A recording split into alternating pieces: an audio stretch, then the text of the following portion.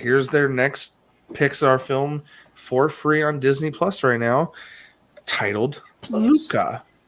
Luca. It's directed by Enrico Casarosa. He's born of Italian descent and known for his work in Coco and Incredibles 2. This is actually his directorial debut rather. He worked a lot in the art departments of previous films. He was a lead for a lot of the artwork with Coco and the Incredibles. Did a little bit of writing in some of those, and he worked on a couple other ones. He directed one short called something Luna. Apologies, guys. I'll throw a picture up real quick. Boom. There's his short that he directed. But this is his first feature film that he's directed. And the starring cast for at least the main kids and a couple of the adults, we have Jacob Tremblay. He's been in a lot of things. He still looks like a little kid no matter how long he's been working. I think he's a teenager now, like late teens, but he still looks like a little kid. He's accompanied by another kid by the name of Jack Dylan Grazer. Emma Berman played the girl. So those were the two boys that are best friends, the girl. And then we have some more well-known people. Maya Rudolph, she's known from SNL and Bridesmaids, and in a couple other things recently. And then Jim Gaffigan came in for, I think, the dad's voice. It was. Yep, yeah. He's the dad. Yeah, I loved it. So here's the synopsis, guys. The story goes, a young boy experiences an unforgettable seaside summer on the Italian Riviera filled with gelato, pasta, and endless scooter rides. Luca shares these adventures with his newfound best friend, but all the fun is threatened by a deeply held secret. He is a sea monster from another world just below the ocean's surface. Dun, dun, dun. Holy carp! So, guys, this film is filled with heart. It's filled with the very classic stamp of Pixar storytelling. It's got culture. It's got all the spice of a unique culture, and every recent Pixar, and I'll give Disney Animation Studios credit too. Their last few films have also done a good job of showcasing cultures they've never done before. You know, and this one is freaking Italian hardcore. Maybe you could say there were some stereotypes in here. So, guys, not to go super deep into this, but it starts off with a boy and his family, and it kind of has this Little Mermaid aspect to it, where he dreams of seeing the surface world, of, you know, life in the ocean is so boring to him, and he wants to go on adventures. And the family's like, no, like everything's dangerous. It's a totally like brief. It's like Nemo with merpeople. It's a brief retelling. It's Little Mermaid. It's Finding Nemo. It's stay away from the surface. And I know they don't really explain the magic behind it, and it's kind of a I would say it's kind of a throwaway aspect to the plot. It's not critical per se. I actually don't think it's a throwaway. They answer it very shortly, actually. Do they? Because it's not really a gift. It's like when they're wet, they have the appearance that they start the film out with. They're sea creatures, but the moment they dry out in the sun, they take on a human appearance. Fins are gone and everything, and they look like humans. So, what I was going to say is, what does that? It's not really a spoiler. You see in the previews, the town that they actually go and visit, that's right next to where they're from, in the water, is a town that's known for hunting sea monsters. Yeah, there's murals of. No, I know. That's throughout. Everyone knows that, like throughout the town. They're all. And I'm pretty sure that's why the parents are like, "Don't go to the surface. They kill you." No, I understand that. So my question was, what's the magical aspect that allows their appearance to change? And they don't even know. They suddenly discover they're human, and as soon as they get wet, their fish side, their sea creature side starts showing, like they get exposed through rain or water. There's nothing really specific in the plot that I'm aware of that explains why they're able to look human while they're dry, and why when they get even a little bit wet, that's what I said. It's a You throwaway never aspect. seen Splash? Pretend that I haven't, Nick. Pretend that everyone listening right now hasn't. Old school movie with mermaid that whenever she gets wet, her tail just flops out and she's flopping on the ground now like a fish. Okay, but when she's dry, she's perfectly fine.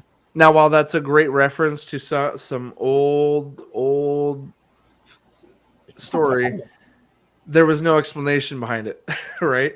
Does there need to be? It's a children's movie that is meant to be magical and fantastical. That's what it was. Hey, you have a Bruno in your head. Say it with me. Silencio Bruno. Very cute. Hey, real quick, just to clarify and move on, it was the nerd side in me that just wanted to throw that out there for a brief conversation's sake, and it's also why I led with, I think it's a throwaway aspect to the plot, and by throwaway I mean it's just a silly thing that's part of the plot with no explanation. It's just in there because it's for kids and it's magical. Just accept it how it is. I'm not going to lie. I would really love to see what would happen if his uncle went to the surface. Yeah. Well, grandma turned out normal, and well, sorry, I'm trying not to spoil much, but the humor in this movie was as good as it typically gets, dude. Am I right? No, it was cute and it was endearing.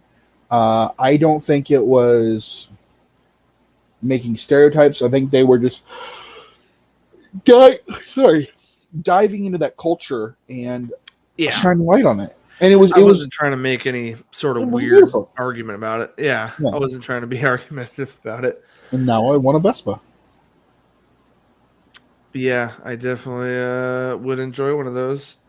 But on the surface, though, pun intended, I guess. Guys, this film is enjoyable. I think it's super family friendly.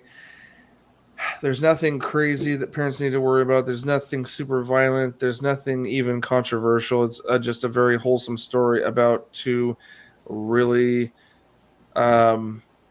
two friends that are really close and deeply care about each other. And there's some real deep emotion stuff there, but it's very typical for, I think, the age range, the 10 to 12-year-old age range, I think, is what these characters were portrayed as. And it was just really sweet. There's some mild bullying, but they handle it well. The kids handle it well. And it's filled with humor all around. And there's a very family-friendly message at the end that's not anything specific. It's just, be nice to one another and love each other for who you are. I think the bigger message was accepting you for who you are was the biggest message here, because, and they portray that through being a sea creature and being hated when anyone discovers that that's what they are. Without spoiling anything, it was a sweet message, and it was clean. It was a clean movie, and it's on Disney, and it's free to watch if you have Disney Plus. Nick, okay, let's. To wash it down, what rating would you give this movie? Well, Nick, to wash down everything that's been said, I give it a 9 out of 10. Great animation, fun, sweethearted, wholesome. No real complaints on it. It was.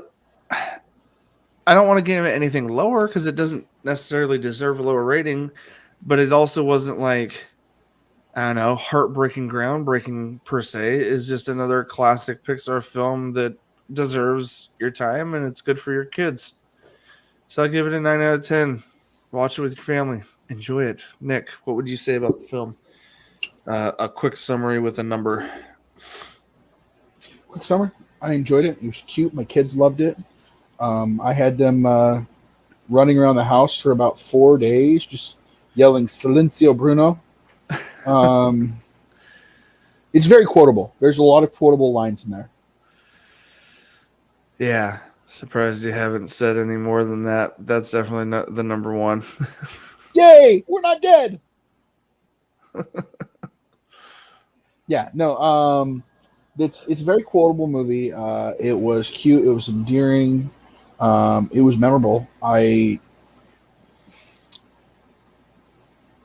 The the friendships, the relationships, the rivalries, they all bring heart to the movie, and it's great. And uh, there there's very few aspects of the movie I like, but the ones that I didn't like were kind of jarring, and I wish they would have dove into it more. Mostly not it just not backstory, but I think they could have done more to dive into how the rest of the world views this, or if they know about it, or if it's just this town. Um, Well, the Nicholas, the like, story of some of the characters that were shown at the end of it. Uh, yeah. the the idea of it just it I know they said they were going somewhere, but it kind of left it way open ended. You don't it there was no finality to the movie, so maybe that just means they're going to do a sequel. It's so I'll just hold my breath. But because of that, I would give it an 8 out of 10. Other than that, I loved everything about the movie, and it was great. I really enjoyed it. My kids really enjoyed it. You will enjoy it. Your kids will freaking enjoy it.